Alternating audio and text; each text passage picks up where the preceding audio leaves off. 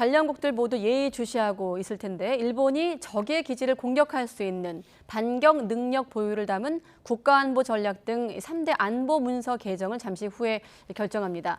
이로써 전후 평화 헌법 아래 이어져 왔던 일본 방위 정책의 틀이 크게 바뀌게 되는 겁니다. 도쿄 바로 연결해 보겠습니다.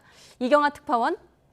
네, 도쿄입니다. 네, 한마디로 10년 만에 일본의 국가안보 전략이 바뀐다는 얘기인데 일본 정부가 처음으로 반격 능력 보유를 공식화한 게 눈에 띄는 거죠.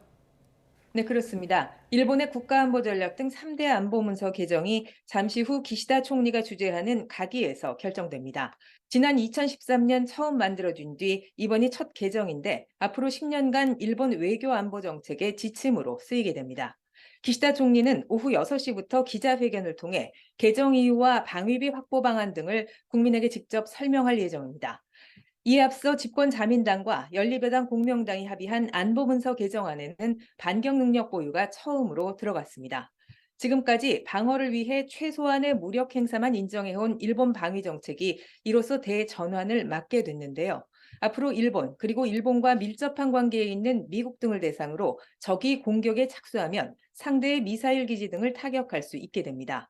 일본 정부는 반격 능력을 무력 공격을 막기 위한 필요 최소한의 자위 조치로 규정하고 행사할 때 미국과 협력하기로 했습니다. 미국 정부도 이번 개정에 대해서 일본의 자위력 강화 노력을 지지한다는 입장을 밝혔습니다. 일본 정부는 반격 능력 보유를 명기했지만 어떤 상황에서 행사할지는 사안에 따라 판단하기로 했습니다.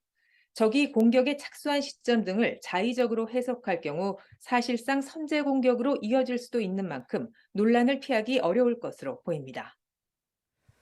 네, 이따가 6시에 기시다 총리가 어떤 얘기를 기자회견에서 할지 궁금하고요. 자, 아무튼 반격 능력 보유를 계기로 일본의 방위력 어떻게 달라지는 겁니까? 네, 이번 국가안보 전략 개정에 따라서 일본은 앞으로 5년간 방위비로 43조 엔, 약 410조 원을 확보할 계획입니다. 지난 5년 동안 방위비의 1.6대 수준으로 늘어나는 건데요. 또 2027년부터는 방위비를 국내 총생산 GDP의 2% 수준까지 끌어올리는 것을 목표로 했습니다. 이럴 경우 방위비만 놓고 보면 일본은 미국과 중국에 이어 세계 3위 수준에 올라설 것으로 전문가들은 보고 있습니다. 무기 보유 등을 포함한 전체 군사력 면에서도 인도를 제칠 가능성이 있습니다. 반격 능력의 핵심은 적의 공격 범위 밖에서 타격할 수 있는 능력입니다. 일본 정부는 이를 위해서 미국산 토마호크 미사일을 사들이고 국산 미사일의 사거리도 늘리는 것을 추진하고 있습니다. 또 요격이 어려운 미사일에 대응해 육해공을 포함해서 우주와 사이버 공간까지 포함한 종합 방공 미사일 방어 체계를 구축합니다. 구체적인 내용은 방위 목표와 수단을 규정한 국가 방위 전략, 그리고 방위비와 방위 장비 등을 설명하는 방위력 정비 계획에 담겼습니다. 이뿐 아니라 일본은 무기를 해외에 팔거나 양도하는 것을 금지한 방위 장비 이전 3원칙도 완화를 추진하고 있습니다. 방위비가 세계 3위. 일본이 이렇게 방위력 강화에 속도를 내는 것을 우리를 포함해서 주변 국가들도 주시하지 않을 수 없는 상황인데 특히나 중국이 강하게 반발하고 있다면서요? 네, 그렇습니다. 이번 안보문서 개정안에서 일본은 중국을 지금까지 없었던 최대의 전략적 도전으로 규정했습니다.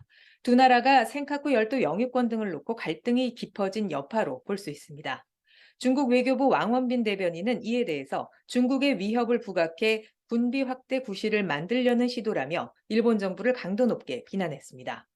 이번 개정에는 또 우크라이나를 침공한 러시아를 안보상 우려로 규정하고 북한을 중대하고 임박한 위협으로 기술하는 내용도 포함될 전망입니다. 최근 한미일 안보 협력이 활발해지면서 한국은 매우 중요한 이웃 국가로 보는 입장이 들어갈 것으로 보입니다. 하지만 독도 영유권이 일본에 있다는 억지 주장 역시 그대로 이번 안보 문서에 반복될 것으로 예상됩니다.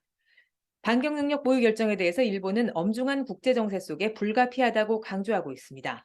막대한 방위비 마련을 위해서 세금 인상을 추진하는 만큼 일본 국민들의 부담도 커지게 됐는데요. 외교 안보 전문가들 사이에는 방위력의 획기적 강화를 앞세우면서도 평화를 위한 일본 정부의 외교 노력이 잘 보이지 않는다는 지적도 나옵니다. 대대적인 군비 확장의 길을 걷게 된 일본의 선택이 앞으로 지역 안보에 어떤 변화를 불러올지 주시해야 될 것으로 보입니다. 지금까지 도쿄에서 YTN 이경아입니다.